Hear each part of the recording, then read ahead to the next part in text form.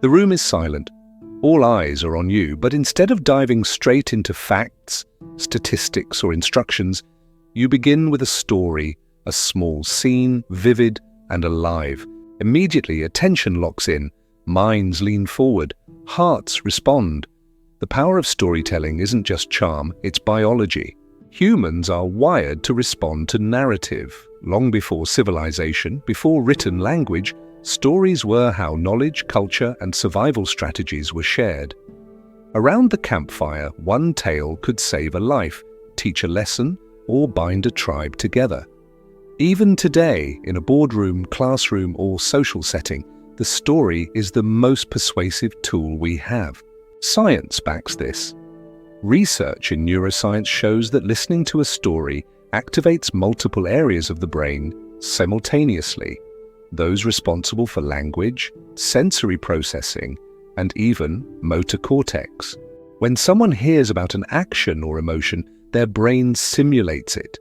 They feel the character's fear, excitement, or triumph, almost as if it were happening to them. This is called neural coupling. A story literally creates shared experience and empathy. Let's step into a scene. You want your team to embrace a challenging new project. You could explain deadlines, targets, and procedures. Most will nod politely but feel indifferent. Instead, you tell a story about a previous project, a team that faced obstacles, moments of doubt, and finally, triumph through persistence and collaboration. You describe the late nights, the small victories, the tension that threatened to derail them. By the time the story ends, your team isn't just informed, they're inspired. Their brains have simulated the scenario, they've felt the tension, and they're ready to act. Stories persuade because they bypass the rational filters that often resist direct instruction. Facts can be ignored, logic can be debated, but a narrative triggers emotional engagement, which drives memory, motivation, and action. A well-crafted story can make a point unforgettable, shift perception subtly, and even inspire behavior change without anyone realizing they've been influenced. Here's the trick. A story is effective when it has emotion, conflict, and resolution. Emotion captures attention. Conflict creates tension that the brain wants to resolve. Resolution provides satisfaction and clarity. The more sensory and concrete the story, the stronger the neural simulation. Describe sights, sounds, and feelings. Let the listener visualize the scene. Don't just tell, they experience. For example, instead of saying, "Teamwork improves productivity," tell, "Last quarter, our team faced a looming deadline. Sarah missed a critical report, tension rose, and morale dropped. But by openly sharing challenges and stepping up together, we not only met the deadline but exceeded expectations." That collaboration became a model for the company. The fact alone is forgettable. The story sticks. Stories also leverage mirror neurons, which fire when we observe actions or emotions in others.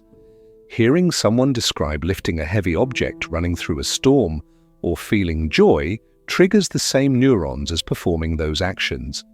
Your audience lives the story. Their brain is convinced they experienced the lesson firsthand. Now let's talk about structure. Every persuasive story should have 3 elements. The hook: draw attention immediately. Introduce curiosity or tension. The journey: describe challenges, obstacles, or conflict. Show struggle, decision-making, and emotion.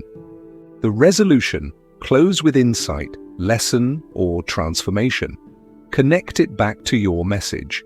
Here's a practical example for influence. You want to persuade a friend to join a fitness program. Facts about calories burned are dry. Instead, tell, "Last year I was exhausted, skipping stairs, and barely had energy for work. Then I joined a program and 3 months later I could run a 5K, had energy for evenings with my kids, and even inspired my team to start small fitness challenges." The change didn't happen overnight, but it transformed my life. Emotion, conflict, and resolution. Your friend not only hears your story, they feel the transformation. Stories can also be used strategically in negotiation and persuasion.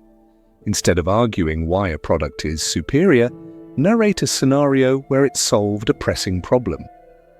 Instead of instructing compliance, illustrate the consequences of action versus inaction through a narrative. Humans respond to cause and effect in stories more naturally than abstract reasoning. Here's a deeper insight. Storytelling isn't just about entertaining, it's about embedding memory and influence into the listener's neural pathways. Facts fade, statistics are ignored, stories are remembered, repeated, and internalized. People replay the narrative, often adding their own imagination, which further strengthens engagement and persuasion. Let's apply this to leadership. Leaders who use storytelling connect at a human level. Employees aren't inspired by metrics, they're inspired by shared struggles, victories, and vision. A narrative humanizes strategy, aligns attention, and motivates action. The story is the bridge between information and influence. Now, the practical hacks. Start with a personal story whenever you want to influence. Authenticity matters. Use emotion and conflict. People remember what makes them feel. Be sensory and vivid. Describe sights, sounds, smells, and feelings. Let the brain simulate the scene. Connect the resolution to your lesson or objective. Don't leave the moral implicit. Guide it subtly. Practice brevity and clarity too long, and attention fades. Keep the narrative compelling and concise. Even in casual conversation, storytelling enhances influence. Want a friend to consider a new idea? Frame it as a story. Pitch a product? Tell a client how someone else solved a problem with it. Want to teach a lesson? Illustrate it through lived experience rather than abstract theory. The story creates empathy, attention, and action. And here's the final twist. The audience becomes part of the story when they see themselves in the narrative. By aligning challenges, emotions, and outcomes with their experiences, you create personal relevance. Influence becomes internalized. They aren't persuaded. They choose it themselves. Here's your call to action. The next time you want to influence, persuade, or inspire someone, craft a story instead of presenting facts. Start small, a personal anecdote, a short example, a scenario. Make it sensory, include conflict. End with a resolution that ties to your lesson. Watch as attention locks in, empathy grows, and action follows naturally. Because the truth is profound yet simple, people don't just remember facts, they remember stories. And the right story can change minds, inspire action, and create influence that lasts far beyond a single conversation.